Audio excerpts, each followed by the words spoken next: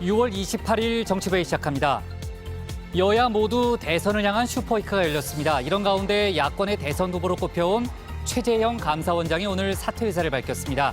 대한민국 앞날을 위해 어떤 역할을 할지 숙고하겠다고 말했는데요. 대선 가도에 뛰어들겠다는 뜻으로 해석되고 있습니다.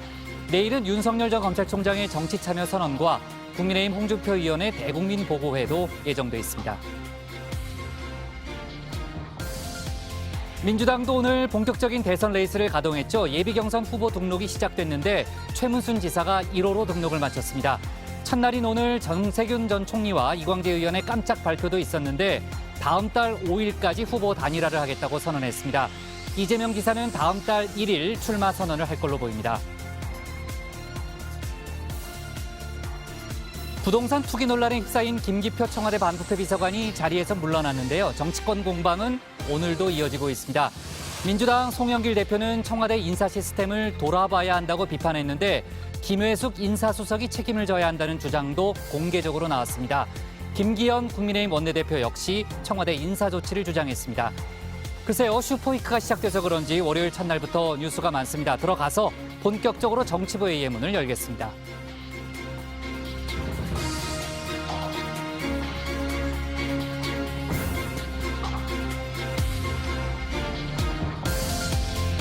국가대표 정치 뉴스 쇼 정치부회의 시작하겠습니다. 오늘도 신체커 박마커 류 실장 조멘토 백반장 그리고 정치부회의 애청자 정회원분들과 함께하겠습니다. 자, 정회원분들과 소통하면서 오늘은 뭐 잘생겼다는 얘기는 안 들어오는 모양이죠. 얘기 없는 거 보니까. 자, 중요한 속보는 바로바로 반영하면서 또 회의를 진행하겠습니다. 신혜연 체크 나가서 발제 준비하고요. 류 실장, 조금 전에 제가 이제 슈퍼위크란 표현을 썼는데 이제 본격적으로 대선 국면이 시작됐다. 이렇게 봐도 무방한 거죠? 네, 그렇게 봐도 될 것 같습니다. 민주당이 오늘부터 예선 경선 후보 등록을 시작했고요. 국민의힘 안팎의 야권 주자들도 발빠르게 움직이기 시작했습니다. 민주당 내에서는 이재명 대 비이재명 구도가 더 뚜렷해질 것으로 전망이 되고요. 윤석열 전 총장과 최재형 원장의 가세로 야권의 대선판도 요동칠 걸로 보입니다. 네, 최재형 원장의 사퇴 얘기가 지난주부터 나왔지만 오늘 아침에 이제 전격적으로 사퇴 발표를 했죠. 그 얘기는 잠시 후에도 좀 짚어보고요. 오늘 뭐 멤버들 발제해서 여야 대선 상황 자세히 짚어보도록 하겠습니다. 지금 이제 뉴스가 쏟아지니까 여러분들의 또 분발을 기대하고요. 물론 이제 지금도 잘하고 있지만 제 욕심은 또 끝이 없잖아요. 그렇죠? 류 실장. 네, 류 실장도 이 자리에 앉으면 다 그런 생각이 듭니다. 네, 국장이 아까 말씀하셔서 그런지 지금 정회원 분들이 이상복 국장님 잘생겼다 이런 그래요? 댓글이 지금 쏟아지고 네. 있습니다. 알았습니다. 네, 저도 제 얼굴은 알고 있습니다. 뭐 이렇게까지. 자, 그럼 신혜원의 뉴스픽 5부터 오늘의 정치부회의 출발하겠습니다.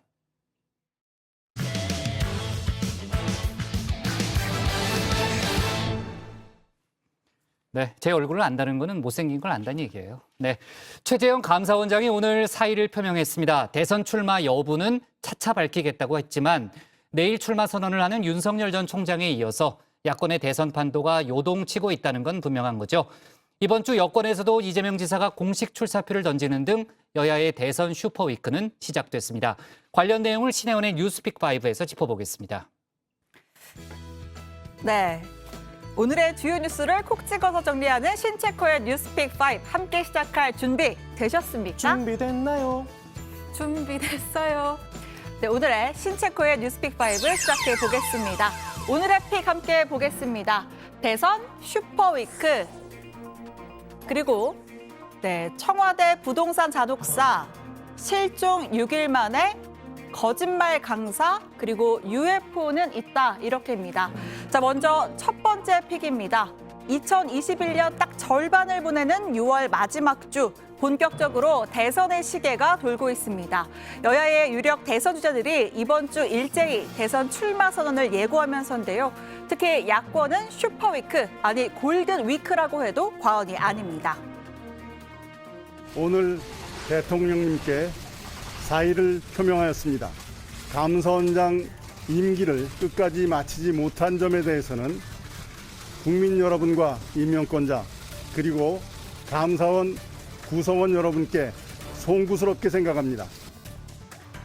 자, 드디어 최재형 감사원장이 움직이기 시작했습니다. 주말 사이 아사리판에 발을 들이지 말라던 부친 최영석 예비군 해령 대령을 만나서 아들을 믿어달라며 대선에 도전할 뜻을 전달한 것으로 알려졌습니다.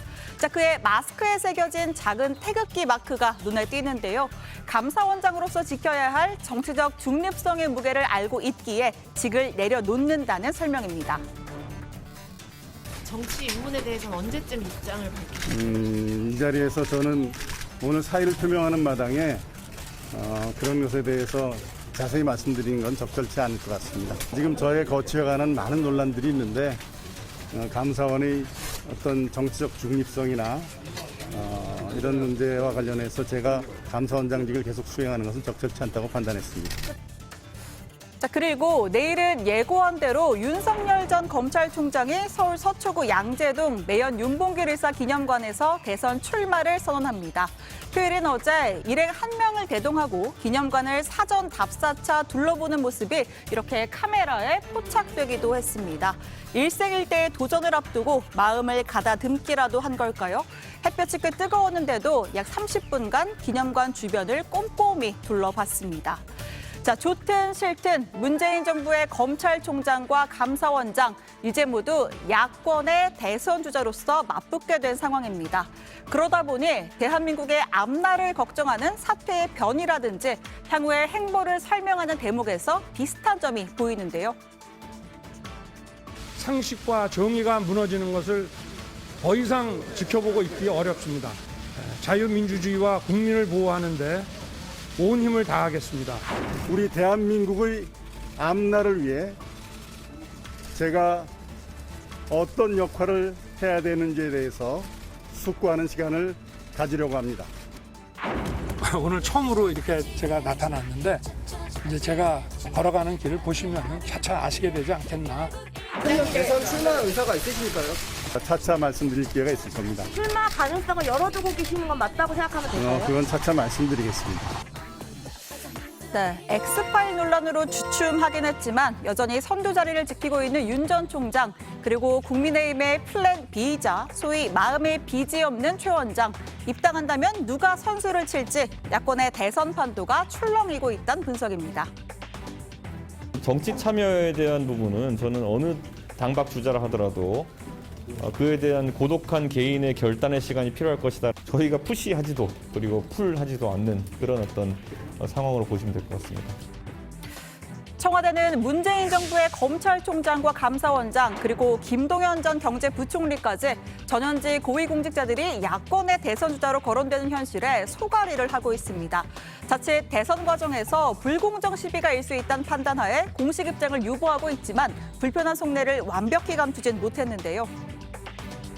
과거에 윤석열 전 총장도 마찬가지였습니다만 임기가 정해진 자리, 그 임기를 정해둔 이유는 중립성, 독립성 등에 정해준 건데 최재형 원장에 대한 좋은 인상이 있어서 우리 사회의 큰 어른으로 남으면 좋겠다. 대신 민주당이 총대를 맸습니다. 송영길 대표, 애초에 감사원장과 검찰총장을 잘 검증해서 임명했어야 했다. 우리가 반성해야 할 일이다라고 했고요.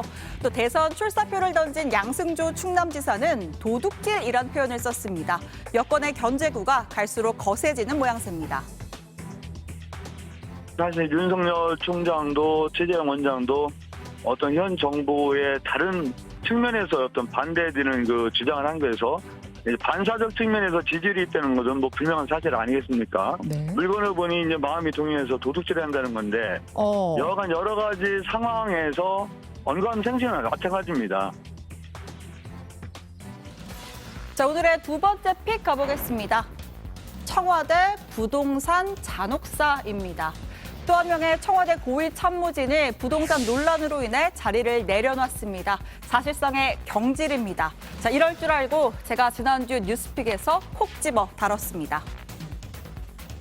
김기표 현 청와대 반부패 비서관입니다. 마곡동에 있는 본인 명의 상가 두 곳을 신고했는데 65억 4,500만 원 상당입니다. KB 하나은행 한 곳에서 53억 6천만 원을 대출받았습니다. 김 비서관은 한 언론과의 인터뷰에서 상가 등을 구입하는 과정에서 채무가 발생했고 상가 구입의 목적은 딱히 뭐라 말씀드려야 할지 모르겠다라고 답변했습니다.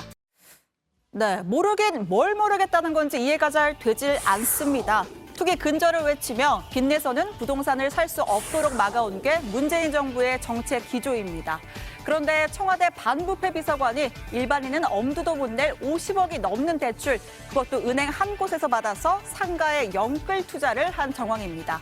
또 김 전 비서관은 2017년 도로가 연결돼 있지도 않은 한 맹지를 사들였는데 불과 1년 뒤부터 본격적인 부지 개발이 시작됐습니다. 김 전 비서관이 임명된 건 지난 3월 말 LH 사태로 그야말로 민심이 들끓던 시기였습니다. 김기표 반부패 비서관은 대통령께 사의를 표명하였고 문재인 대통령은 사의를 수용하였습니다. 당시에 청와대는 비서관급 이상을 대상으로 부동산 투기 전수조사를 벌였습니다. 그 시기에 새로 임명한 게 김기표 전 비서관입니다. 도대체 뭘 조사하고 뭘 살펴봤다는 건지 알 수가 없습니다. 청와대 고위 관계자는 당시에는 투기 목적이 아닌 것으로 판단했다라고 했는데요. 그럼 사의는 왜 수용한 걸까요? 자, 청와대 부동산 잔혹사 처음이 아닙니다. 관사에 살면서 재개발 예정지인 흑석동의 상가주택을 사들인 김의겸 전 대변인, 현 열린민주당 의원이죠.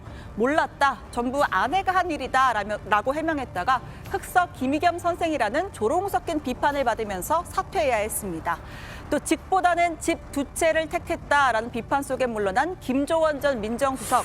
반포의 똘똘한 한 채 논란 끝에 무주택자가 된 노영민 전 비서실장. 마지막으로 자타공인 청렴의 대명사였던 김상두 전 실장까지 말이죠. 부동산 투기 근절을 위해 총력을 기울여야 할 이 엄중한 시점에 국민들께 크나큰 실망을 드리게 된 점 죄송하기 그지없습니다.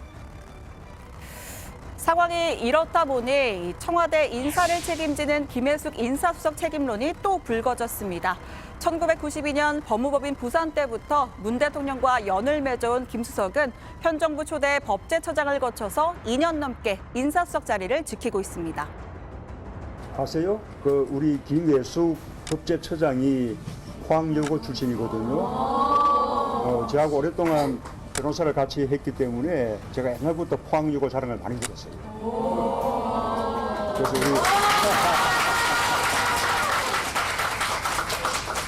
우리 명문여고 자부심을 가지고 또 말씀을 해보세요.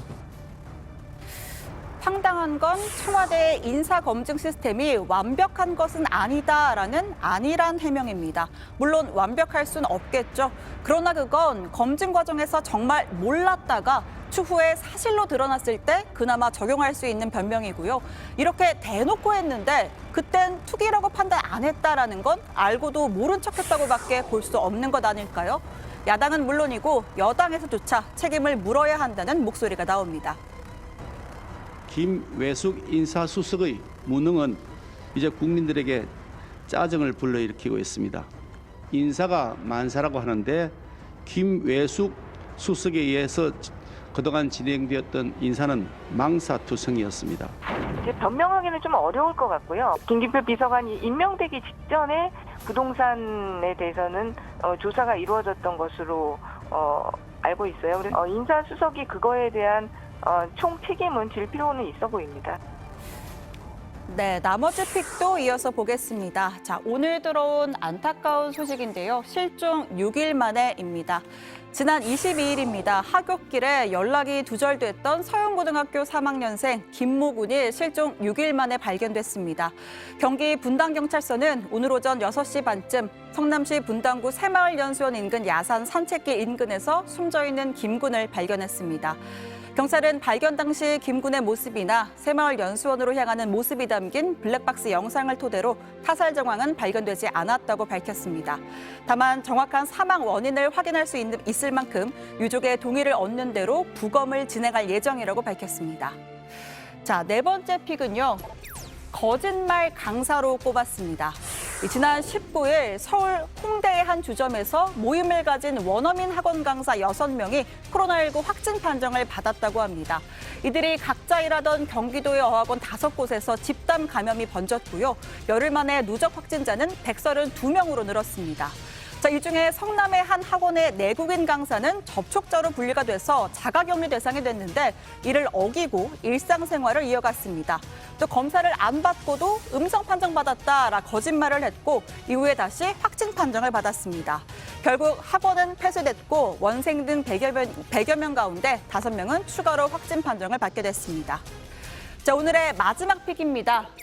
UFO는 있다인데요. 자, 먼저 영상 하나를 보겠습니다. They're all going against the wind. The wind's 120 knots from the west. Oh my gosh, dude. Wow, look at that. Look at it fly. 네, 류 반장의 알파일이 등장해야 할 것 같은 영상인데요. 미국 정보당국이 미확인 비행물체 UFO에 대한 보고서를 처음으로 공개했습니다. 2004년부터 올해까지 미 군용기에서 관측된 144건의 정체를 알 수 없는 미확인 항공 현상 UAP를 분석한 결과 수축하는 큰 풍선으로 밝혀진 한 건을 제외하고는 나머지 143건은 모두 설명 불가라는 판정을 내렸습니다. UFO에 대한 궁금증을 해소해주기는커녕 오히려 의문만 증폭시켰다는 평가가 나오는데요. 아무튼 설명하기 어려운 뭔가가 있다는 건 확인이 된 셈입니다. 특히 조사 대상 중 절반 이상은 복수로 감지가 됐다고 하네요. 자, 여러분은 어떤 뉴스를 오늘의 원픽으로 꼽으셨나요? 들어가서 같이 더 이야기해보겠습니다. 지금까지 신혜원의 뉴스픽 5였습니다. 네, 이번 주 이제 대선과 관련된 빅 이벤트가 줄줄이 예정돼 있습니다. 여야 모두 마찬가지고요. 이제 그 여권 대선 상황은 잠시 후에 저희가 이제 국회 상황실에서 짚어볼 예정인데 일단 오늘 최재형 감사원장의 출마 선언은 아니죠. 이제 그 사퇴 의사 밝히는 그런 그 회견이 있었고요. 지금 이제 정치권에서는 내일 윤석열 전 총장의 기자회견과 좀 연관성을 부여하는 그런 시각이 많다면서요. 네, 그렇습니다. 좋든 싫든 간에 이 최 원장은 야권의 후발주자로 부상하는 상황인데요. 윤 전 총장도 마주해야 할 산입니다. 윤 전 총장 출마 선언 하루 앞서서 사퇴를 하는 것도 아직 이른 이야기이긴 합니다만 국민의힘 입당도 먼저 할 수 있다는 이야기가 나오고 있는데요. 또한 이런 부분들도 일종의 주도권 다툼의 일환으로 보는 시각들이 있습니다. 물론 최 원장 측에서는 당장 출마한다는 이야기는 아니다. 또 노선 정립 전에는 입당은 없다. 이렇게 선을 긋고 있습니다. 네, 아무래도 정치적 중립성 위반 논란 때문이겠죠. 민주당은 대통령 출마를 목적으로 감사원장직을 이용하고 정치적 중립을 위반했다면 탄핵 대상이라고까지 날을 세우고 있습니다. 반대로 최 원장 측은 오히려 현 정부에서 타격을 입은 헌법기관의 중립 회복을 위해 정치에 나선다는 논리로 맞불을 놓을 걸 고려 중이라고 하는데요. 결국 이 정치적 중립성 문제도 최 원장이 향후 얼만큼 지지율을 끌어올리고 설득력 있는 출마의 변을 제시하느냐에 달려있을 거란 해석이 나오고 있습니다. 김호수 전 법무부 차관을 정치적 편향이라고 감사원을 거절했던 분이 본인이 감사원장을 그만두고 야권 대선 후보로 나온다는 것은 너무나 말이 맞지 않는 내로남불이 아니냐 이렇게 생각이 듭니다. 그것도 야당 대선 후보로 나오겠다는 것은 두고두고 우리 헌정 질서에 좋지 않는 선례를 남길 것이고 지금 감사원에 근무하는 전 직원에게도 도움이 되지 않는 행위라고 생각합니다. 네, 반면 국민의힘 이준석 대표는 아직 우리 당이 내놓을 비빔밥에 빠진 재료들이 좀 있다. 당 밖에 있는 범야권 후보군들이 함께할 수 있도록 비판 메시지는 자제하는 게 좋다 등등 최재형, 윤석열 두 후보를 향해 문을 열어놓는 모습을 보이고 있죠. 특히 최 원장이 오늘 사퇴의견에서 당장 거취를 말하진 않겠다고 한 것에 대해서도 고독한 결단의 시간이 필요하다, 이렇게 이해한다라고 했는데요. 이어서 한번 들어보시죠. 최재형 감사원장에 대해서는 항상 좋은 평가를 하고 있고 그런 분들도 충분히 저희와 함께 공존하실 수 있는 분이다 이렇게 판단합니다. 다만 정치라는 어떤 국가를 위한 또 다른 봉사의 길은 고독한 개인의 결단을 필요로 하는 것이기 때문에 저희가 푸시하지도 그리고 풀하지도 않는 그런 어떤 상황으로 보시면 될 것 같습니다. 네, 조금 전에 이제 고독한 개인의 결단이라는 표현도 있었고, 아까 이제 박마커가 얘기했던 대로 이제 비빔밥론이 다시 등장한 거잖아요. 그러니까 이제 재료가 더 필요하다는 얘기 이제 당 밖의 주자들을 얘기한 건데, 역시 이제 관건은 입당 여부와 시기잖아요. 지난주에 저희가 시나리오별로 살펴봤는데 어떻게 분석을 해야 되나요? 일단 뭐 국민의힘의 바람은 8월 정시버스 그렇죠. 출발입니다. 경선 버스에 8월 말까지 탑승해서 다 같이 원샷 경선 치르자 이런 주장인데 사실 현실적으로는 쉽지 않다는 지적이 많습니다. 김종인 전 비대위원장도 그건 국민의힘 측의 희망사항이다 이렇게 일축한 바 있는데요. 일각에서는 당 밖에 있는 주자들의 입당 문턱을 좀 낮춰주기 위해서 경선 룰을 바꾸자 이런 주장도 나옵니다. 신채거 지금 이제 대선 경선 국민의힘의 대선 경선 룰이 당원 50, 일반 50이죠? 네, 그렇습니다. 그런데 그렇게 되면은 아무래도 장외 주자들, 당 밖의 주자들이 좀 불리할 불리하죠. 수밖에 당연히 불리하죠. 없잖아요. 네. 이제 그러다 보니까 입당을 좀 꺼리거나 늦출 수밖에 없고 그래서 이제 하태경 의원 같은 경우에는 100% 국민 경선을 하는 게 어떻냐 이런 주장도 하고 있습니다. 홍준표 의원이 기존에 뭐 민심 50, 당심 50 경선 룰을 계속 고집하고 있는데 그렇게 되면 당 밖에 있는 주자들이 일방적으로 좀 불리한 불공정 룰이다 이렇게 비판을 하고 있고요. 이준석 대표 같은 경우에는 이런 룰 변경 뭐 논란은 자연스러운 논의가 될 수 있지만 쉽게 합의가 되겠느냐, 성급하게 결정하지는 않겠다 이런 입장을 밝혔습니다. 네. 자, 윤석열 전 검찰총장 관련해서는 잠시 후에 또 똑소는 정치에서 좀 추가로 짚어보고요. 오늘 신혜원 체크가 고른 원픽은 뭡니까? 네, 오늘은 최재형 감사원장으로 원픽을 잡았습니다. 링홀은 최재형, 사의 표명, 역할 숙고할 것입니다.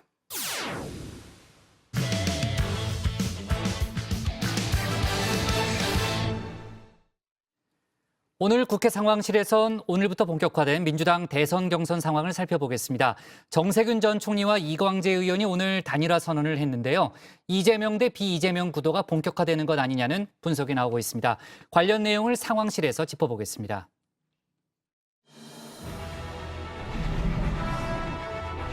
해동육룡이 나르샤 일마다 천복이시니 고성이 동부하시니. 네, 훈민정음으로 쓴 최초의 책이죠. 용비어천가 1장의 첫 대목입니다. 조선 건국의 정당성을 주장하기 위해서 세종대왕 때 지어졌는데요. 오늘 주목할 대목은 바로 이 6마리의 용이 하늘로 날아오른다는 내용입니다. 더불어민주당 대선 예비 경선에서도 6명의 주자만이 본선 티켓을 거머쥐게 되는데요. 지금 거론되는 민주당 대선 주자는 모두 이렇게 9명입니다. 이 중에 3명은 떨어진다는 겁니다. 이재명, 이낙연, 김두관 이 3사람은 아직 출마 선언을 하지 않았고요. 정세균, 추미애, 박용진, 이광재, 최문순, 양승조 이 6사람은 출마를 선언하고 본격 행보에 나섰습니다. 후보 등록 첫날인 오늘 처음 등록한 사람은 바로 이 사람이었는데요. 컷오프를 꼭 통과해서 6룡 중에 하나가 되겠다 각오를 밝혔습니다.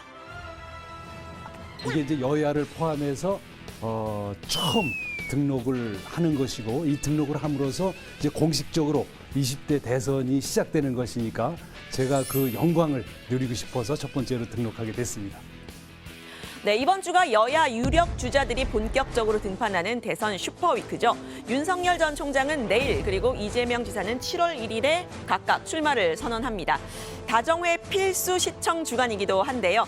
민주당은 본격 경선 일정이 오늘 시작이 됐습니다. 오늘부터 사흘 동안 후보 등록일이고요. 여론조사와 당원조사를 50대 50으로 반영한 이 예비 경선 컷오프를 통해서 7월 11일에 본경선 후보자 6명을 발표합니다. 본경선에서는 과반 득표를 넘기는 후보가 없으면 결선 투표를 하게 되는데요. 이번에 새롭게 도입이 됐습니다. 출발도 하기 전에 흥행이 우려됐던 대선 경선 일정에서 역동성을 가져올지가 주목입니다.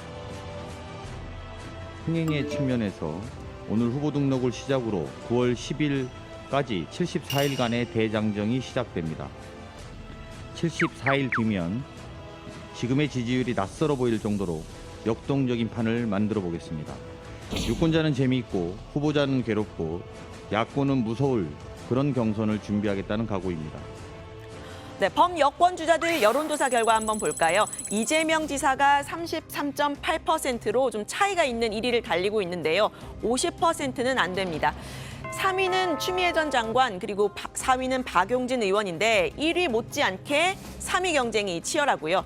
중하위권 주자들이 힘을 합쳐서 1위에 대항하는 이른바 합종연횡이 일어날 수 있는 조건입니다. 벌써 오늘 단일화 선언을 한 주자들이 있었는데요. 정세균 전 총리와 이광재 의원입니다. 저희 두 사람은 민주당의 정통성을 계승해서 도덕적 품격, 경제적 식견, 국정 운영 능력을 갖춘 좋은 후보를 만들어야 한다는 데 뜻을 모았습니다. 7월 5일까지 단일화를 이루어내겠습니다. 대선에서 승리하기 위해서입니다. 국민이 승리하는 나라를 만들기 위해서입니다. 네, 두 사람이 강조한 건 민주당의 정통성 또 적통 후보였는데요. 노무현 정부 때 함께 일했던 두 사람 친노, 친문으로 분류가 되죠. 비문인 이재명 지사와는 분명히 선을 그은 셈입니다. 두 사람은 반 이재명을 위해서 모인 건 아니다 이렇게 분명히 선을 그었는데요. 결과적으로는 최소한 비이재명 전선이 본격화된 거라는 분석이 나옵니다. 다른 주자들도 결국은 단일화 흐름에 동참하게 될 거라는 건데요. 특정인 1, 2위가 결선 투표해야 한다면 자연스럽게 그 1위 후보와 2위를 중심으로 해서 이 전선이 개편되는 것은 너무나 자연스러운 일이고 저는 뭐 그것이 이제 어느 정도 시간이 진행이 된 후에 진행될 걸로 생각을 했는데 조금 이르지 않나 하는 생각이 듭니다. 네, 앞서 경선 연기론을 놓고서도 이재명 대 비이재명의 구도가 불거졌었죠. 이 지사의 기본소득을 놓고서도 또 개헌론을 놓고서도 주자들의 의견은 엇갈립니다. 갈등의 불씨가 살아있는 셈입니다. 이재명 지사는 단일화에 대해서 직접 입장을 내놓지는 않았는데요. 다만 이 지사 측의 한 의원은 다른 주자들이 대안임을 보여주지 않으면 이 반-이재명 연대는 의미가 없다 이렇게 말했는데요. 본선 경쟁력 확보에 집중하겠다는 뜻으로 보입니다. 이 지사의 숙제, 당내 주류 세력과 화합하는 거죠. 대선 경선 이후를 고려해서 다른 주자들을 자극하지 않겠다는 판단도 깔렸습니다.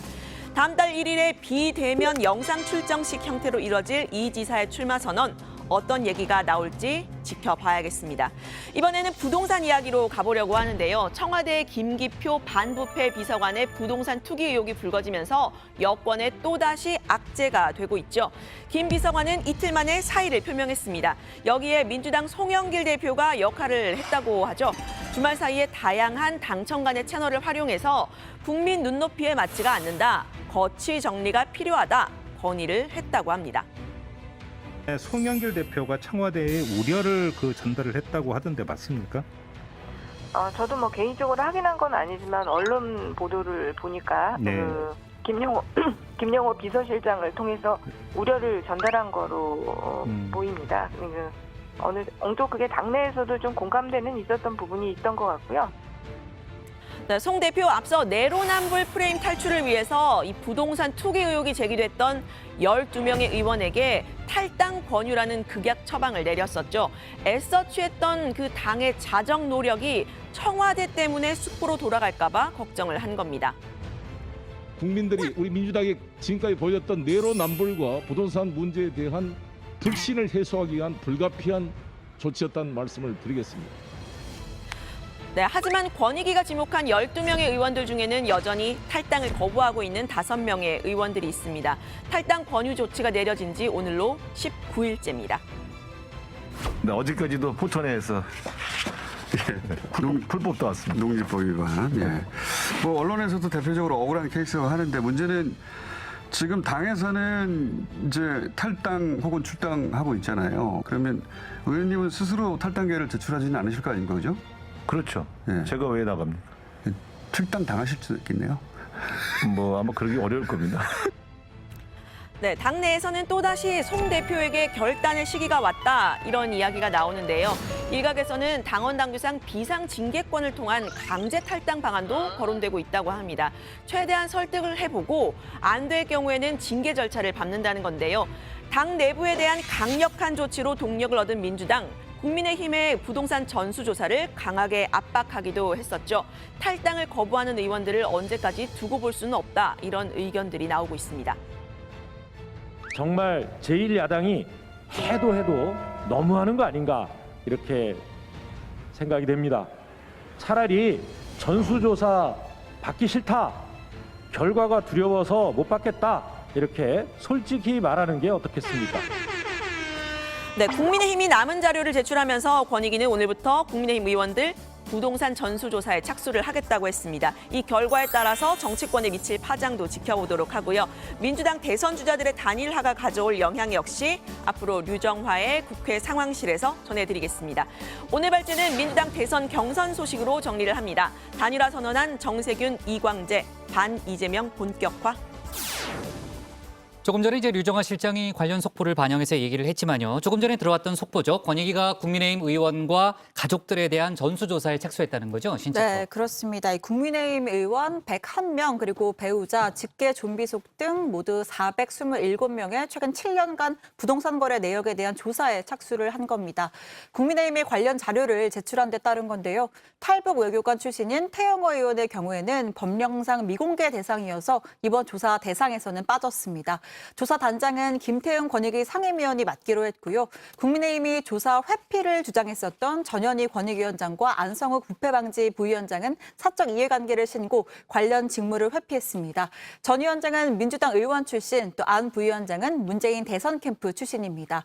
오는 29일부터 한 달간 조사를 하고요. 필요하면 연장을 할 계획입니다.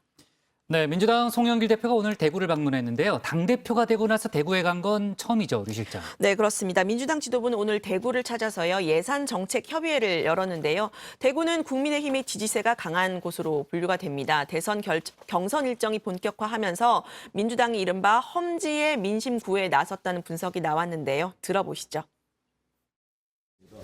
제가 재선 시절에 대구 사랑 의원 모임을 만들어서 함께 뛰었고 그 이후로 지속적으로 대구를 방문하고 협력을 해가고 있습니다.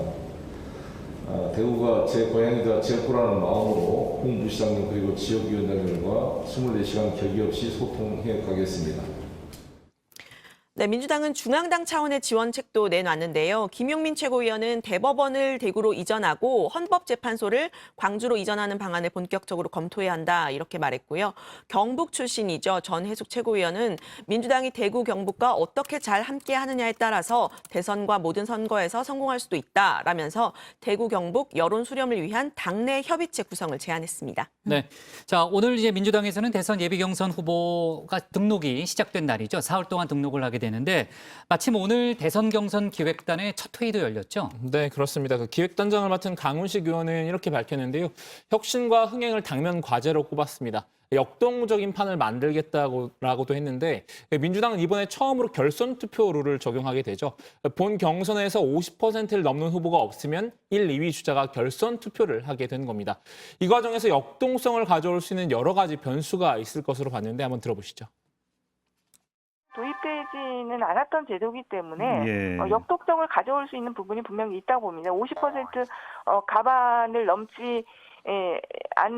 넘는 후보가 없을 경우에는 결선 제도가 상당한 역동성을 가져올 수 있는 부분이 있죠. 예비 경선 그러니까 컷오프 결과는 다음 달 11일에 발표가 나는데요. 현재 출마를 선언했거나 출마가 거론되는 9명의 주자들 가운데 컷오프를 내서 6명의 주자를 가려내게 됩니다. 네, 최소 3명이 탈락하는 네, 거네요. 그렇습니다. 네. 그 경선기획단 이소영 대변인은 기존 2번으로 계획했던 TV 토론을 4번 이상으로 최대한 많은 횟수를 진행하기로 했다고 했는데요. 앞서 최문순 지사는 싱어게인 오디션 방식 경선을 또 제안하기도 했고요. 또 일부에서는 집단 합숙이나 PT 강연 등 다양한 방식이 지금 거론이 되고 있습니다. 흥행을 위해서는 무엇이든 할 수 있지만 다만 당원 당규 개정은 불가하다 이렇게 선을 그었습니다.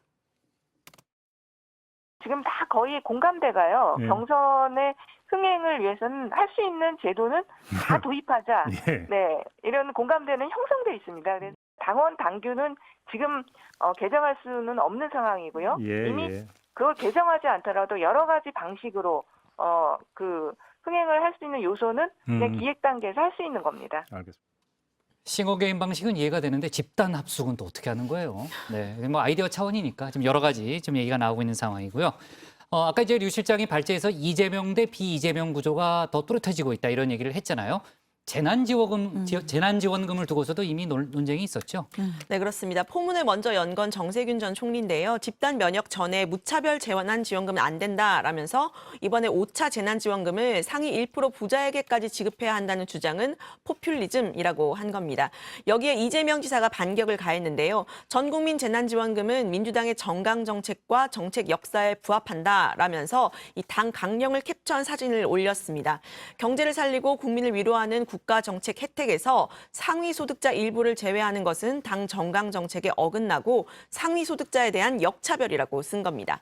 네, 이에 정세균 전 총리가 다시 나섰습니다. 왜 논점을 피해가느냐? 상위 1% 고액 월급자까지 재난지원금을 주는 게 맞냐? 앞뒤를 자른 대통령 말씀으로 정부를 압박하는 게 옳으냐라고 했습니다. 현재까지 총 4차례의 재난지원금 중에서 1차를 제외하면 모두 선별적으로 지급을 했었죠. 그렇죠. 네, 그간 이 당정청이 추진해온 재난금이 다 잘못이고 당론 위배냐라고 하면서 당론도 아닌 기본소득을 합리화하려고 무리한 억지는 펴지 말자라고도 주장했습니다. 추미애 전 법무장관도 관련 논쟁에 참여했다는 거죠? 네, 그렇습니다. 추미애 전 장관은 그 전국민 재난지원금에 무게를 실었는데요. 민주정부 재정당국은 국민의 절박한 요구에 복무할 의무가 있다. 재정 담당 관료의 권리가 아니다라고 했습니다. 또 민생 저수지가 고갈된 지금은 재난지원금 전국민 지급으로 내수 소비를 일으킨 것이 맞다라고도 했는데요. 특히 확장 재정 정책이 인플레이션을 일으킬 우려가 있다는 우려에 대해서는 재난지원금은 민생 저수지에 투입돼 골목 상권으로 흘러간다. 부동산이나 주식에 들어가는 돈과 달리 인플레이션을 유발할 우려가 없다라고 선을 그었습니다.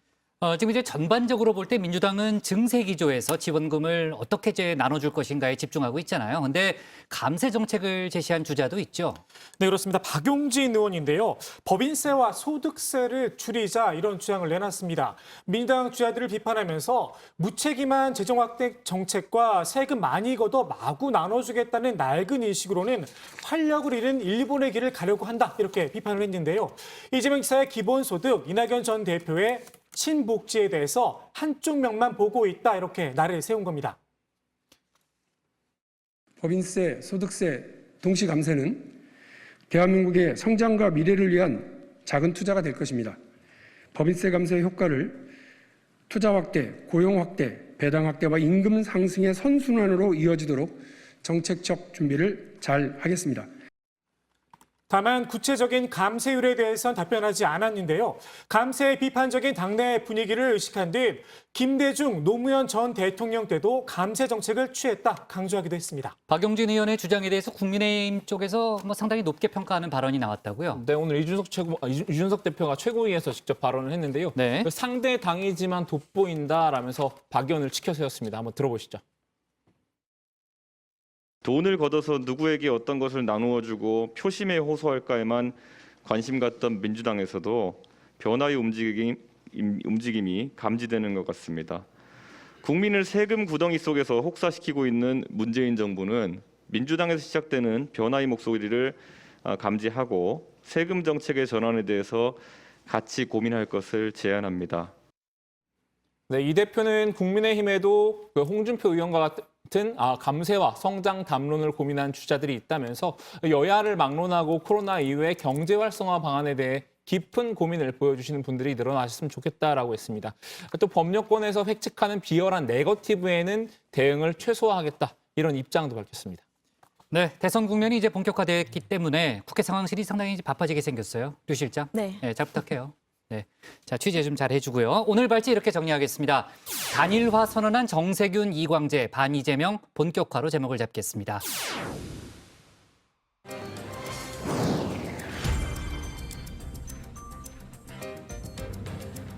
놓쳐선 안 될 뉴스들을 쉽고 빠르게 전해드리는 백다혜의 이 시각 다정회입니다. 지금 시각 5시 13분을 넘어가고 있습니다.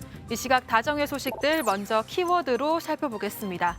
신혜원 뉴스체커, 어떤 키워드가 눈에 띄나요? 제가 오늘 UFO 소식을 전했잖아요. 이번에는 백반장과 텔레파시를 한번 시도해보겠습니다. 백반장의 마음을 읽어서 오늘은 국정조사 요청 할 것 같은데요. 네, 맞습니다. 맞아요?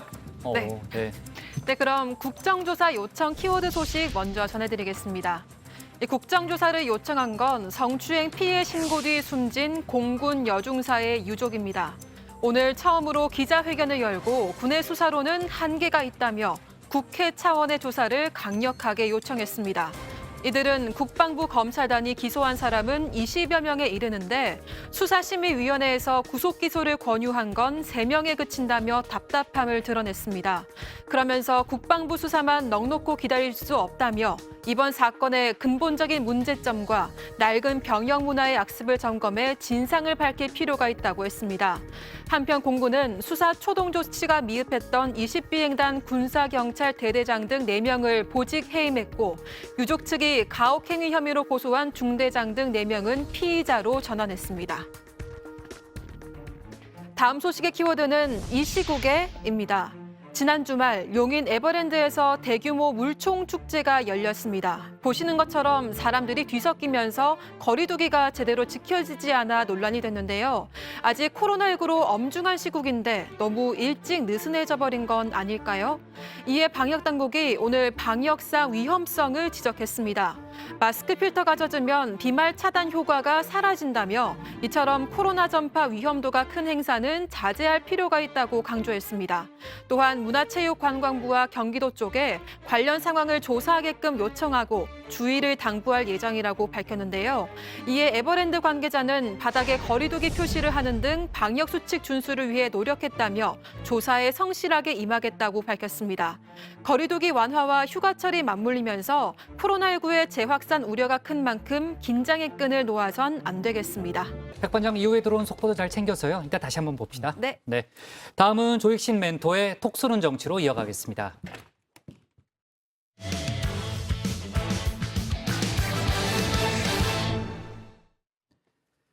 윤석열 전 검찰총장의 지지율이 하락세를 보이고 있습니다. 전원 정치 논란과 대변인 해임, 여기에 엑스파일 의혹까지 불거지면서 악재가 겹친 탓이라는 평가가 나오고 있는데요.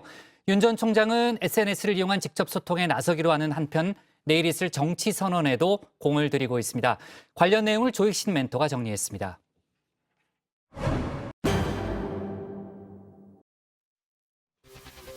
지지율 고공행진을 이어가던 윤석열 전 검찰총장. 최근 이른바 전원 정치와 엑스파일 문제로 시끄러웠죠. 윤 전 총장의 대응이 좀 미흡했나 봅니다. 오늘 나온 차기 대선 여론조사 결과인데요. 지난주보다 지지율이 5.6%포인트나 빠졌습니다. 이재명 경기지사와는 4%포인트 차이인데요. 오차 범위 안으로 격차가 좁혀졌습니다. 윤 전 총장, 이래선 안 되겠다 싶었나 봅니다. 공보 라인을 크게 강화했습니다. 기존 2명의 대변인 외에 공보 담당 인원을 3명 더 늘렸습니다. SNS 정치도 시작한다고 하는데요. 윤 전 총장이 직접 소통에 나설 계획이라고 합니다. 전원 정치 논란, 종지부를 찍겠다는 겁니다. 내일 정치 선언도 예정돼 있죠. 기자들의 파상 질문이 예상되는데요. 윤 전 총장 측에서 호언장담했던 시원시원한 답변, 이번에도 제대로 내놓지 못한다면 지금의 지지율도 지키기 어려울 수 있습니다. 기자들 만나게 되고 국민들 만나면서 많은 문답을 주고받게 될 텐데 그런 과정들을 통해서 국민들이 이제 윤석열이라는 인물에 대해서 좀 더 가까이에서 평가를 하는 시기가 7월인 거죠. 국민들이 윤석열이라는 인물이 뭐 걱정했던 것보다는 괜찮네 이런 평가를 하게 되면 지지율이 어느 정도 유지가 될 거고 그런데 이렇게 보니까 이거 아닌 것 같은데 이런 평가가 내려지게 되면은 그때부터 또 대권 구도가 급변할 가능성이 있기 때문에 이른바 엑스파일 관련 질문이 가장 민감할 듯 싶은데요. 국민의힘에선 일단 지켜보자는 입장입니다. 대통령이 되겠다고 하시는 분들은 누구든지 이 시대의 문제를 자기가 어떻게 해결하겠다 그런 해결 능력과 비전을 보여주고 또 도덕성 검증도 받아야 되기 때문에 마침 내일 이제 출마 선언이겠죠. 내일 이제 국민을 이제 직접 국민께 말씀을 드린다니까 내일 한번 어떤 내용을 말씀하시는지 보고 또 이야기를 할 수 있을 것 같습니다. 반면 민주당에선 꽃놀이패란 분위기입니다. 일단 엑스파일엔 관심이 없다 선을 그었는데요. 엑스파일은 관심이 없죠. 근데 그거는 이제 그 윤석열 총장을 영입하려는 쪽이 고민인 거지 저희들은 전혀 관심이 없고 고민을 잘 하셨으면 좋겠고 오히려 국민들의 눈높이에서만 보면 윤석열 총장의 국정운영 파일은 과연 뭘까? 내심 야권 내부에서 터진 수류탄을 즐기는 모습입니다. 송영길 대표는 야권 내부에 권력투쟁이 시작됐다면서 싸움을 붙였는데요. 논란을 촉발시킨 장설철 소장, 국민의힘 김무성 전 의원 측 인사죠. 야권에서 윤석열 전 총장을 교체하고 최재형 감사원장을 후보로 띄우려는 시도로 비춰진다는 겁니다. 과연 문건을 누가 작성했는지도 관심이죠. 후보군도 슬쩍 공개했는데요. 박근혜 정부 당시 황교안과 윤석열 간 갈등이 있었을 때 그 과정에서 작성되지 않았을까 추측을 내놨습니다. 황교안 전 대표의 생각은 어떨까요? 저는 뭐 그 내용에 대해서는 관심 없습니다. 그것이 뭐든 아마 작성한 사람이 나쁜 의도로 만든 거 아닐까 이런 생각합니다. 뭐 이런 행태는 반드시 척결해야 될 그런 구태라고 생각합니다. 일단 본인은 엑스파일과 관계가 없다는 이야기로 들립니다. 황 전 대표는 검찰과 정치 선배로서 윤 전 총장을 돕겠다는 입장을 수차례 밝혔었죠. 정치권에선 두 사람의 행보가 닮았다며 평행 이론까지 등장했습니다. 내일 윤 전 총장이 정치 선언을 하기로 결정한 그 장소, 윤봉길 의사 기념관인데요. 황 전 대표가 3년 전 정치 선언을 한 곳이기도 합니다. 그때 이제 저는 구국의 일념, 또 이 나라와 국민을 위한다는 그 제 뜻을 그 장소에서 하고 싶었어요. 그래서 선택한 장소였는데 아마 윤석열 총장도 제가 가졌던 것과 비슷한 그런 각오를 가지고 한 것이 아닐까 싶습니다. 윤 전 총장 측도 대한민국 건국의 토대인 헌법 정신을 이어나가겠다는 의지를 국민들께 보여드리기 위한 것이다 이렇게 밝혔었죠. 여기에 윤 전 총장이 선보였던 애국 코드와도 맞아 떨어집니다. 우당과 그 가족의 그 삶은 엄혹한 이 망국의 상황에서 정말 그 노블레스 오블리주를 아주 생생하게 상징하는 것이라고 저는 생각합니다. 어제는 천안함 모자를 쓰고 산책을 하는 모습이 언론에 포착되기도 했는데요. 조국을 위해 희생하신 분들이 분노하지 않는 나라를 만들겠습니다 라고 썼던 현충원 방명록과 맥이 다 있는 듯합니다. 여권에선 윤 전 총장의 애국 행보에 군대도 다녀오지 않았다는 점을 꼬집기도 했는데요. 이 역시 황 전 대표와 꼭 닮았다는 겁니다. 좌안이 0.8, 우안이 0.1. 예, 물론 제가 부동시라는 것은 굴절 검사하고 굴절도에 대한 부분이긴 하지만 지금은 사실은 부동시로 병역 면제받는 사람이 거의 없습니다. 지금은 뭐 제가 지금 여기 지금 시력에 0.8, 0.1 이렇게 나와 있고 저게 거의 뭐 한 40년 전에 저거지만 제가 사실은 저거보다 왼쪽 눈은 훨씬 좋았고 오른쪽 눈은 0.1이 안 됐었습니다. 시력과는 무관하게 무관합니다. 굴절 검사를 하셔야 되는데 지금도 제가 시력 검사하면 왼쪽이 1.0이 넘습니다. 윤 전 총장과 황 전 대표의 뚜렷한 차이점도 있습니다. 바로 호남에 대한 태도입니다. 황 전 대표가 이끌던 자유한국당, 5.18 광주 민주화운동을 왜곡하는 가짜 뉴스의 스피커 역할을 했었죠. 이 5.18이 정말 북한군이 개입된 것이었다. 합리적인 사실을 이제 하나하나 확인을 해나가야 됩니다. 5.18 폭동이라고 했는데 10년, 20년 후에 그게 5.18 민주화 운동으로 변질이 됐습니다. 정부 좌파들이 지금 판을 치면서 5.18 유공자라는 이상한 괴물 집단을 만들어내면서 우리의 세금을 축내고 있습니다. 맞습니까? 황 전 대표 끝까지 해당 의원들을 제대로 징계하지 않았는데요. 광주의 반응 싸늘할 수밖에 없었겠죠.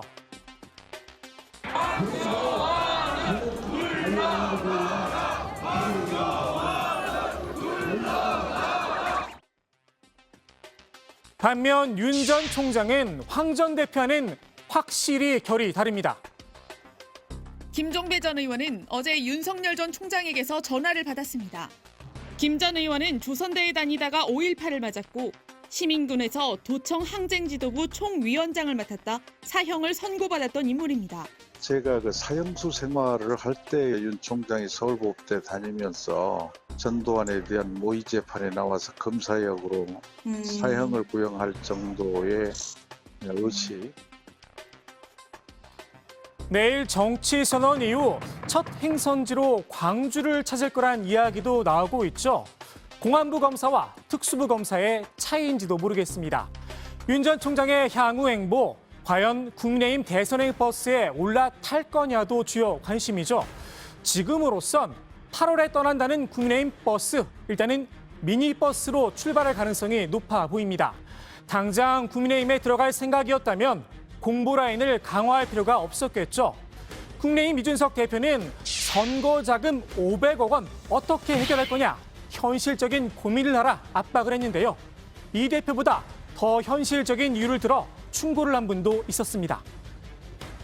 국민의힘에 있는 사람들의 희망사항이고 대통령을 추구하는 사람들이 그렇게 간단하게 어느 집단에 확신도 없이 뛰어들어가서 같이 경선한다는 것이 거의 불가능합니다.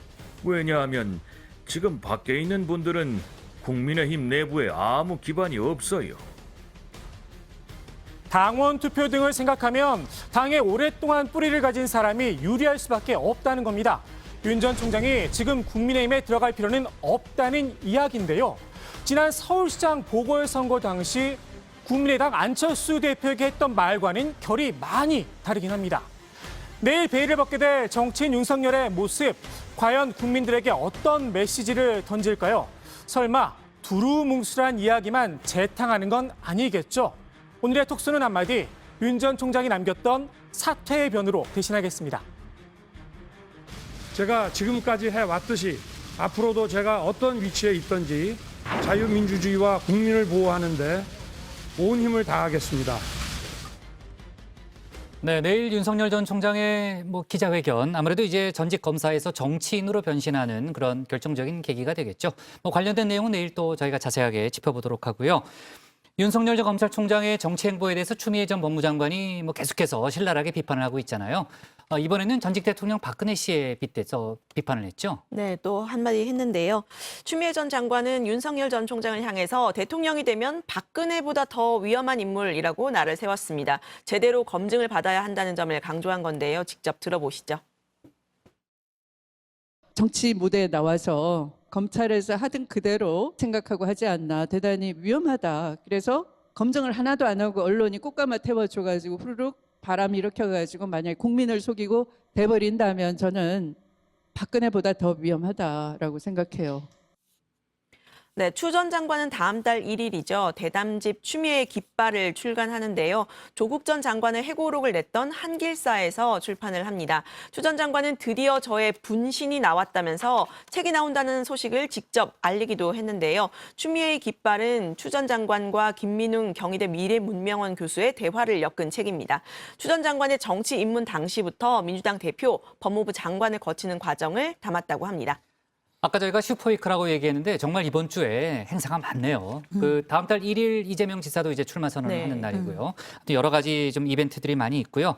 지금 이제 추미애 전 장관은 꽁 잡는 매, 그러니까 본인이 이제 윤석열 전 총장을 잡을 적임자다 이런 컨셉을 좀 이제 내걸고 있잖아요.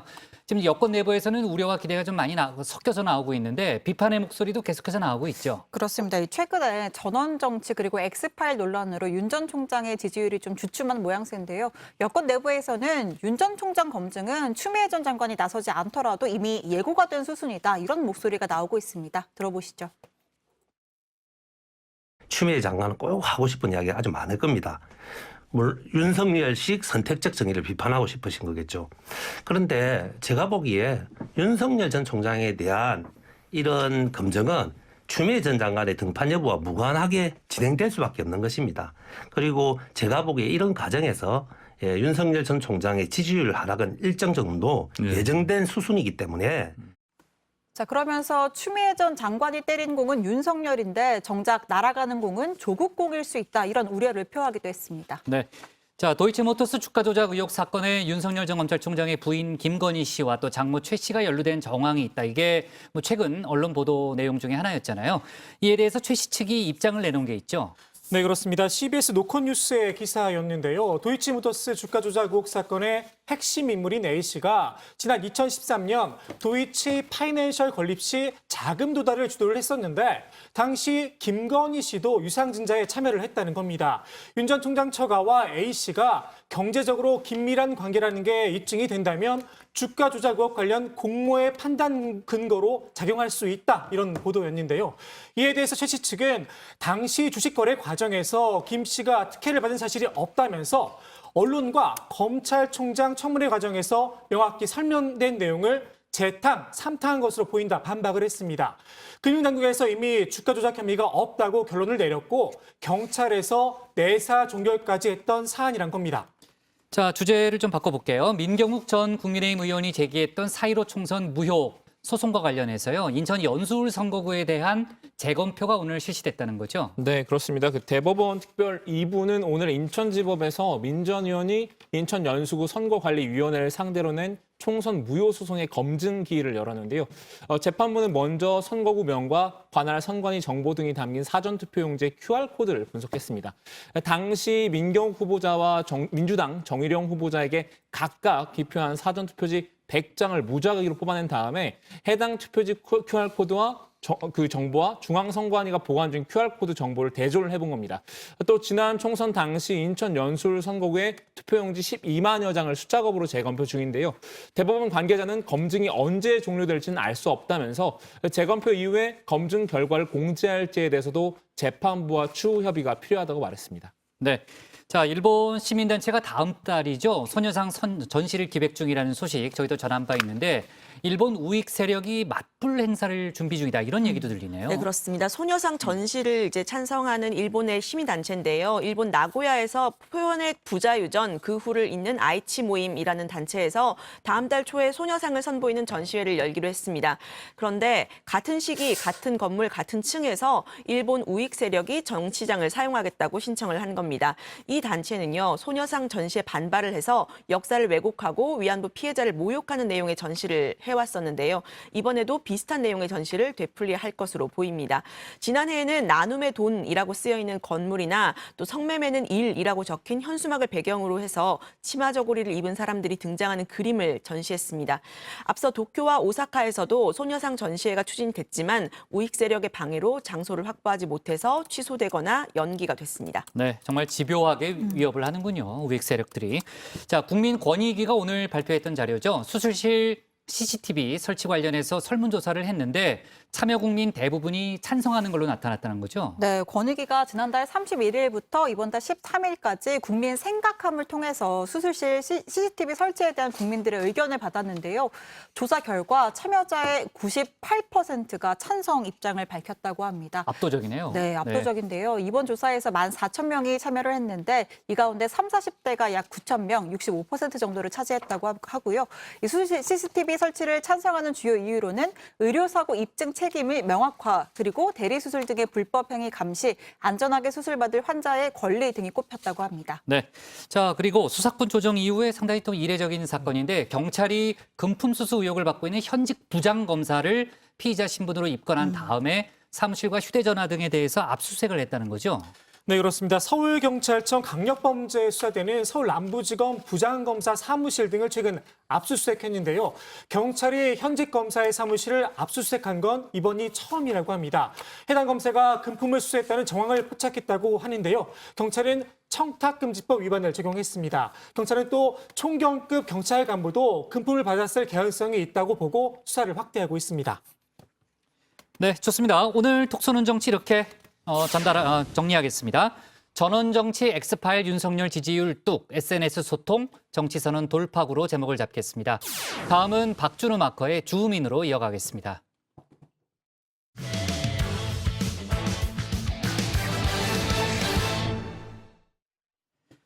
홍준표 의원이 연일 윤석열 전 총장 때리기를 하고 있는데요. 원희룡 제주지사가 이를 제지하고 나섰습니다.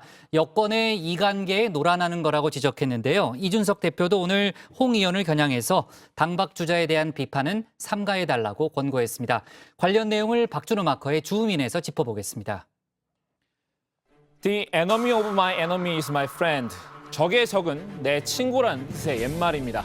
2차 세계대전 이야기를 잠시 해보면요. 히틀러가 이끄는 독일에 맞서 미국과 영국이 동맹의 대상으로 삼은 국가는 바로 소련이었습니다. 당시 미국과 영국은 이념적으로나 정책적으로나 스탈린의 소련과는 노선이 전혀 달랐습니다. 그럼에도 히틀러의 위협 앞에 이 루즈벨트와 처칠 그리고 스탈린은 손을 잡았죠. 요새 민주당의 전략도 이와 비슷합니다. 용적 우화, 적을 물리치기 위해서는 적의 적을 이용한다. 이런 말인데요. 대선 국면에서 민주당이 생각하는 최대의 적은 아무래도 윤석열 전 검찰총장이겠죠. 그렇다면 민주당이 생각하는 윤 전 총장의 천적은 누굴까요? 바로 최근 복당한 홍준표 의원입니다. 민주당은 홍 의원을 이용해 윤 전 총장을 잡을 생각인 듯합니다. 연일 홍준표 띄우기에 나섰습니다. 솔직히 말씀드리자면 진짜 국민의힘 후보가 한 분 등장하신 거죠. 아, 진짜 국민의힘 후보요? 홍준표 전 대표께서는 스스로가 국민의힘 맏아들이라고 이야기하고 계시기 때문에 그래서 이런 측면에서 좀 정상화되는 느낌이고요. 앞으로 우리 최재형, 윤석열 이런 분은 국민의힘의 전통적인 주자들에 의해서 많은 공격을 흠집이 일정적으로 있기 때문에 공격을 받을 거라 생각하고요. 홍준표야말로 진짜 국민의힘 후보라고 지켜세운 건데요. 홍 의원이 야당의 대선 후보로 나서는 게 민주당의 정권 재창출에 유리하다는 계산이 섰기 때문이겠죠. 실제로 홍 의원은 민주당의 기대에 부응을 하고 있는 모양새입니다. 국민의힘 복당 이후 줄곧 윤 전 총장에 대한 공세를 강화하고 있습니다. 근데 신상품을 찾아가 배송이 되면 집에서 다 훑어보고 직접 보고 흠집이 있으면 반품을 하잖아요. 이거는 흠이서 안 되겠다. 그럼 반품을 하는 거예요. 그게 소위 국민적 검증 과정입니다. 홍 의원 일단 1등 주자인 윤 전 총장을 잡아야 돌아온 맏아들로서 존재감을 키울 수 있다라고 판단한 것 같은데요. 이런 홍 의원의 언행이 영 탐탁지 않은 사람도 있습니다. 홍 의원과 마찬가지로 야당의 잠룡인 원희룡 제주도지사입니다. 홍 의원이 민주당의 장단에 맞춰 칼춤을 추고 있다고 봤는데요. 민주당의 속셈에 놀아나선 안 된다고 홍 의원을 비판했습니다. 홍준표 의원도 보수의 맏아들이라면 송 대표와 여권의 이간기에 맞서 함께 싸워야 합니다. 사찰 비판은 하지 않고 검증을 이야기하는 것은 여권의 의도에 말려드는 것입니다. 윤석열이 타격을 입으면 자신한테 이익이 온다는 생각은 착각입니다. 개인이 이익을 얻으려고 하면 팀은 죽습니다. 민주당 송영길 대표, 윤석열 엑스파일 내용은 홍 의원이 가장 잘할 것이라고 말했었죠. 원지사는 송 대표의 해당 발언은 이간계다라고 지적을 했는데요. 윤석열 전 총장과 홍 의원의 사이를 갈라놓고 야권의 분열을 꾀하는 목적이라는 겁니다. 한마디로 원지사, 홍 의원에게 피하 식별 잘하라고 쏘아붙인 셈입니다. 국민의힘 내 또 다른 대선 주자죠. 유승민 전 의원도 윤 전 총장에 대해서는 원지사와 비슷한 태도를 취하고 있습니다. 옹호까지는 아니더라도 섣부른 공격은 하지 않겠다 이런 입장인데요. 엑스파일이라는 게 제가 그 내용도 전혀 모르고 사실 알고 싶지도 않습니다. 이런 부분에 대해서는 사실 본인이 제일 잘 알고 그렇기 때문에 아직 그 내용이 나온 것도 아닌 상태니까 윤 총장께서 잘 알아서 대처하시리라고 봅니다. 윤 전 총장을 잠재적 아군으로 인식하고 있기 때문이겠죠. 원지사와 마찬가지로 오히려 홍 의원에게 더 비판적입니다. 홍 대표님이 맏아들이라는 표현 되게 좋아하시는 것 같아요. 근데 국민의힘에서 누가 홍준표 전 대표한테 맏아들이라고 그랬는지 모르겠는데 하여튼 그 표현을 참 좋아하시네요. 자칭 맏아들일 뿐이지 타칭은 아니라고 견제구를 던진 건데요. 홍 의원도 가만히 듣고만 있진 않았겠죠. 피하 식별을 못해서 윤 전 총장을 공격하는 건 아니라고 반박했습니다. 나는 잘못된 것을 보고는 PR을 막론하고 그냥 넘어가는 경우가 없었고 한순간 비난을 받더라도 그 비난이 두려워 움츠리지 않습니다. 이 분리를 따져가면서 정치하지 않고 바른 길이라고 판단되면 그냥 직진합니다. 정치적 쟁점을 피해가는 정치는 비겁한 정치입니다. 적이든 아군이든 잘못된 점이 있으면 그냥 넘어가지 못하는 성격이라는군요. 하지만 앞으로 경우에 따라선 눈 감을 수도 있다고 했는데요. 윤 전 총장이 진짜 아군임을 입증하면 총질을 멈추겠다는 의미일까요? 이런 세 사람의 설왕설래를 보니 저는 문득 이 장면이 떠올랐습니다. 이들 사이엔 사실 악연이 하나 있습니다. 지난 2011년인데요. 세 사람이 한나라당 지도부에 함께 있을 때입니다. 자, 박마커의 슬기로운 과거 탐구 생활, 슬과생 시작하겠습니다. 그해 7월 홍 의원은 한나라당 당대표로 선출이 되는데요. 원지사와 유 전 의원은 당시 최고위원이었습니다. 둘은 당직 인선 등을 두고 처음부터 홍 대표와 파열음을 냈는데요. 이후 10월 한나라당은 재보궐선거에서 참패하고 선관위 홈페이지 디도스 공격 파문에 휩싸이는 등 위기를 맞습니다. 이때 원희룡, 유승민 두 사람은 최고위원 자리를 내던지면서 홍준표 대표의 사퇴도 함께 요구했었습니다. 10분 전까지 상황은 홍준표 대표가 사퇴를 거부하고 있다고 합니다. 제가 더한 말도 하고 싶지만 제가 홍준표 체제와 박근혜 대세론으로는 안 됩니다. 그걸 이제야 깨닫습니까? 홍 대표님한테 이야기를 전혀 못했습니다. 개인적으로 죄송스럽게 생각합니다만은 지금 당이 처한 상황이나 당을 이끌어 가시면서 중요한 고비마다 보였던 부분에 대해서 저도 실망을 했고 그래서 따로 말씀은 안 드렸습니다. 결국 두 사람의 동반 사태로 홍준표 대표 체제의 붕괴는 가속화됐습니다. 버티던 홍 대표도 이후 이틀 만에 자리에서 물러났죠.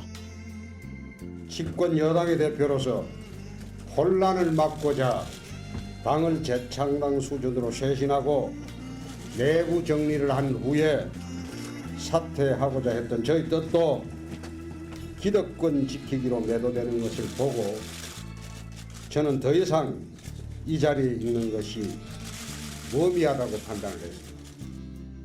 10년 전 그때 그 사람들이 돌고 돌아 경쟁자로 다시 만나게 되는데요. 마치 데자뷰 같아서 우리 정혜원 분들께 한번 소개해드려봤습니다. 시간 여행을 마치고 현재로 돌아오면요. 이준석 대표는 슬그머니 원희룡, 유승민 콤비의 손을 들어준 듯합니다.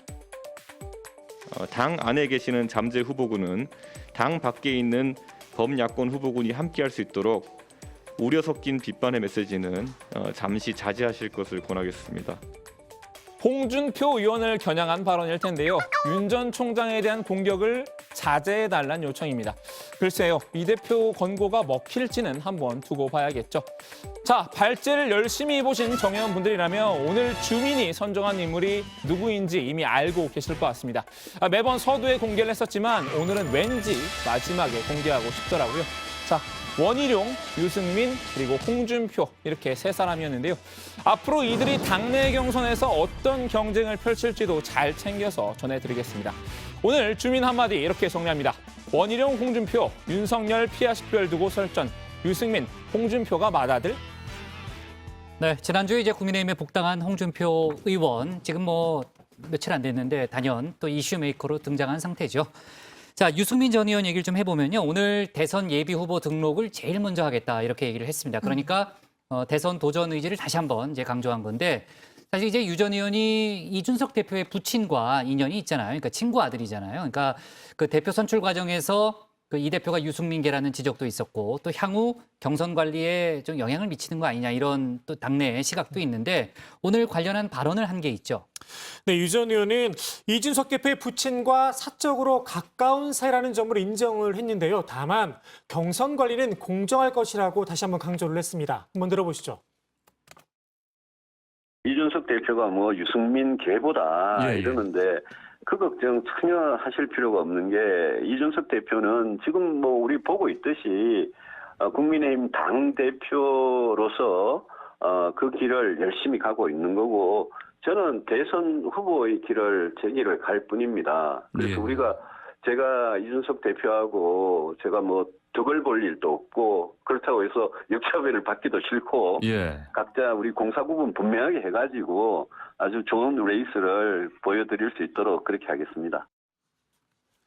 유 전 의원은 대선 출마 선언을 따로 할 필요는 없고 예비후보 등록도 맨 먼저 할 것이라고 밝혔는데요.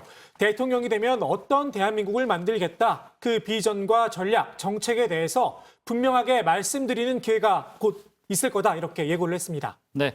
자, 황교안 전 대표도 출마 선언만 안 했을 뿐이지 지금 이제 대선 행보를 하고 있잖아요. 모레 출판 기념회도 예정돼 있고요. 오늘 홍준표 의원이 자신을 향해서 계모라고 발언한 데 대해서 입장을 내놓은 게 있죠, 신채커. 네, 앞서 이 홍준표 의원이요, 지난 25일 복당까지 1년 정도가 걸린 데 대해서 갑자기 계모가 집안에 들어와서 맏아들을 이유도 없이 쫓아냈다. 쫓아다는 사람은 황교안 대표고 또 받아들이지 않았던 사람은 김종인 위원장이다라는 말을 했었습니다. 네. 이에 대해서 황교안 전 대표가 오늘 라디오 인터뷰에서 이제 직접 입장을 밝힌 건데요. 한번 들어보시죠. 저를 어머니라고 생각하니까 만약 그렇다면 굉장히 좋은 일이죠. 예. 계모라도 어머니까. 공천 과정에서 여러분들이 어려움을 겪으셨습니다. 예. 저는 당 대표로서 예. 정말 무한한 책임을 느끼고 있고 예. 그것 때문에 아픔과 성찰의 시간을 가지고 있습니다. 예. 여러분들이 어려움을 당하셨는데 홍준표 의원도 이제 네. 공천을 받지 못했다 하는 이런 점 때문에 아쉬운 점이 있겠죠. 그렇지만 저는 결국 홍 의원도 항상 늘 미래를 꿈꿔왔던 분이기 때문에 예. 우리 당의 승리 그리고 정권 교체를 위해서 큰 역할을 하리라고 생각합니다. 뭐 계모라도 어머니라고 생각하면 좋은 일이다, 뭐 이런 표현을 했는데요. 그러네요. 네. 황교안 전 대표는 대권에 대한 의지를 피력하기도 했습니다. 대선 출마 여부에 대해서 제가 해야 될 책임이 있다면 어느 길이든 가고 가야 될 모든 길을 가고 해야 될 모든 일을 하겠다라면서 조만간 국민 앞에 말씀을 드리겠다, 뜻을 분명하게 밝히겠다라고 했습니다. 황 전 대표는 지난 25일 이준석 대표로부터 대선 출마에 대한 권유를 받은 것으로 알려졌는데요. 이달 30일에는 출판 기념회를 열고 자신의 비전을 설명할 예정입니다. 네. 황교안 전 대표가 윤석열 전 총장에 대해서 평가한 부분도 있었나요? 네, 두 사람 이제 검사 선후배지만 황 전 대표는 이제 공안통, 윤 전 총장은 특수통 이렇게 좀 어떤 관계일까 이게 궁금했었는데 황 전 대표가 오늘 윤 전 총장에 대해서 잘하고 있다고 생각한다 이렇게 치켜 세웠습니다. 또 제가 선배로 근무를 했기 때문에 부족한 부분이 있으면 같이 메워주고 도와주고 할 생각이다. 그렇게 하다 보면 더 큰 꿈도 이룰 수 있다고 생각한다 이렇게 말을 했고요. 특히 윤 전 총장의 X파일에 대해서는 내용은 다 알고 있다면서 아마 작성한 사람이 나쁜 의도로 만든 게 아닐까 한다. 이런 행태는 반드시 척결해야 될 그런 구태라고 생각한다. 뒤에서 비열하게 할 일은 아니라고 생각한다. 이렇게 또 윤 전 총장을 옹호하는 모습을 보였습니다. 네. 오늘 이준석 대표가요, 탈당한 인사들에 대해서 일괄 복당 의지를 밝혔죠. 네, 앞서 제가 발제할 때 잠깐 말씀을 드렸지만요. 이 대표가 당 안에 있는 잠재 후보군은 당 밖에 있는 범야권 후보군이 함께할 수 있도록 우려 섞인 비판의 메시지는 자제할 것을 권하겠다 이렇게 말했잖아요. 결국 야권 대통합을 위해서 서로에 대한 비난은 자제하자 이런 뜻일 텐데요. 일괄 복당 역시 야권 통합의 연장선상에서 추진한다고 보면 될 것 같습니다. 이 대표는 다음 달 1일부터 8일까지 대선을 앞두고 범야권 대통합을 위한 일괄 복당 신청 기간을 두겠다고 밝혔는데요. 한번 들어보시죠. 탄핵 이유를 기점으로 정치적인 사유로 탈당 및 분당 등으로 당에 함께하지 못하는 분들에 대해서 크게 문호를 열 것이고 큰 결격 사유가 없는 경우 모두 받아들이도록 하겠습니다. 다만 이 대표는 모두 다 받아들인 게 아니고 부동산 투기나 당직자 폭행 등의 이유로 탈당한 인사들에 대해서는 그분들은 전혀 별도의 문제라고 생각한다라면서 선을 그었습니다. 네, 자 별도의 조건을 걸었군요. 좋습니다. 오늘 주민 이렇게 정리하겠습니다. 원희룡, 홍준표, 윤석열 때리기 두고 SNS 설전, 유승민, 홍준표가 맏아들 이렇게 물음표로 제목을 잡겠습니다.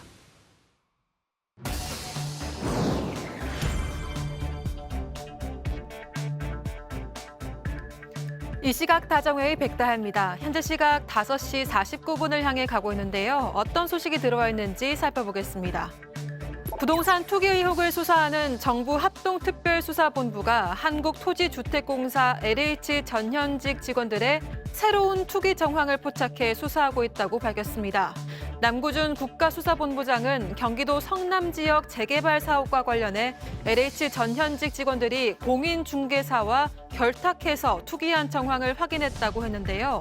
또 LH 직원들과 지인 등 수십 명이 부동산 개발 회사를 별도로 만들어서 조직적으로 투기한 정황도 수사하고 있다고 밝히기도 했습니다. 이 두 사건은 경기 남부경찰청이 수사 중에 있습니다. 다음 소식입니다. 대학 입시를 위해 대필 보고서로 입상한 학생 39명과 학부모 2명 등 총 41명이 무더기로 재판에 넘겨졌습니다. 이들은 고등학교 재학 시절인 2017년부터 2년 동안 입시 컨설팅 강사가 대신 써준 보고서 등을 마치 자신이 쓴 것처럼 속여서 교내외 대회에 제출한 혐의를 받고 있습니다.